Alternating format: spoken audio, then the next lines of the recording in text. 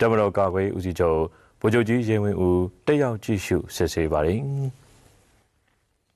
အဆိုပါလေးကျင်ကန်းကုန်တမတော်ကာကွယ်ဦးစီးချုပ်နဲ့အတူဒုတိယတမတော်ကာကွယ်ဦးစီးချုပ်ကာကွယ်ဦးစီးချုပ်ကြီးဗိုလ်ချုပ်ကြီးကျော်စွာလင်းကာကွယ်ဝင်ကြီးဌာနပြည်ထောင်စုဝင်ကြီးဗိုလ်ချုပ်ကြီးထုံးအောင်ညီနိုင်ကိုကဲမှုကြီးရေလေဗိုလ်ချုပ်ကြီးကိုကိုဦးကာကွယ်ဦးစီးချုပ်ရေဗိုလ်ချုပ်ကြီးထင်ဝင်းကာကွယ်ဦးစီးချုပ်လေဒုတိယဗိုလ်ချုပ်ကြီးထွန်းဝင်းကာကွယ်ဦးစီးချုပ်ရုံးမှ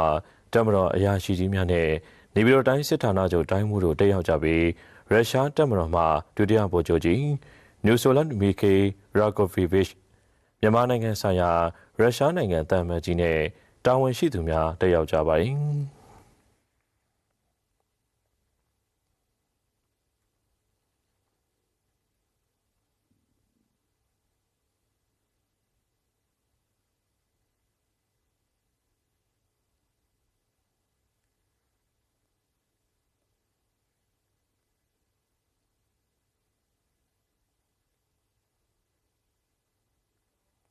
ပထမဆုံး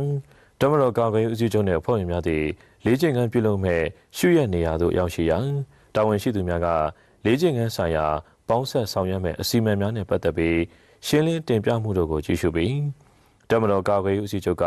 လိုအပ်တာများလမ်းညွှန်မှာကြပါသည်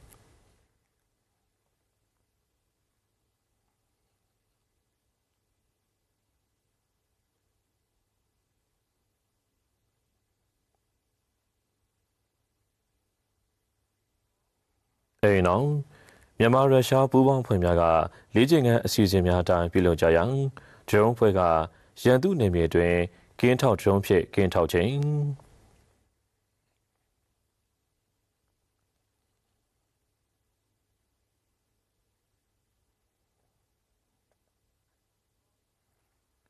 စီးနှင်းတိုက်ခိုက်ရေးအဖွဲ့များကရဟတ်ယာဉ်ဖြင့်ရင်စင်းရက်သို့ဆင်းသက်ခြင်း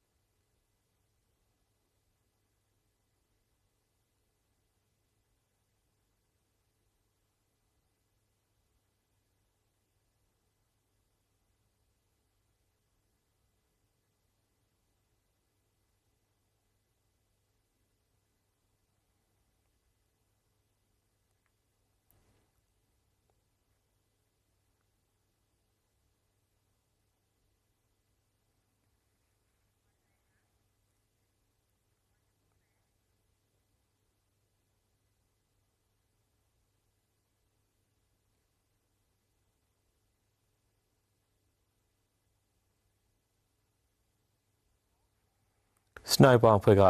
ရန်သူအဖွဲ့ငယ်နေရာများကိုစနိုက်ပါဖြင့်ပစ်ခတ်ခြင်း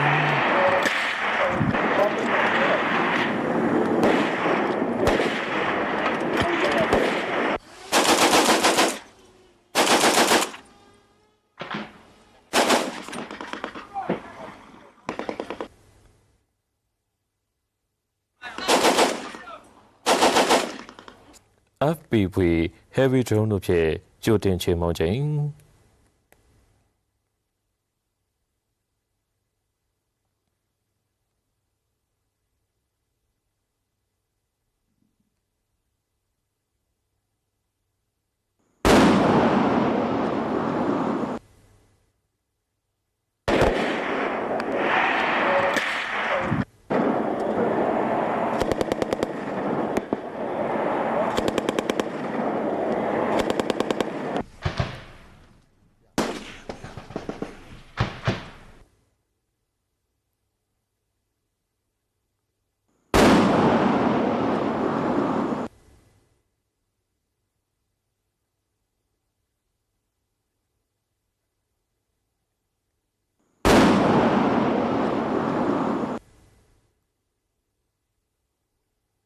တိုက်စစ်စီမံချက်ပါတိုင်းလေးကျင့်ခြင်းတို့ဆောင်ရွက်ခြင်း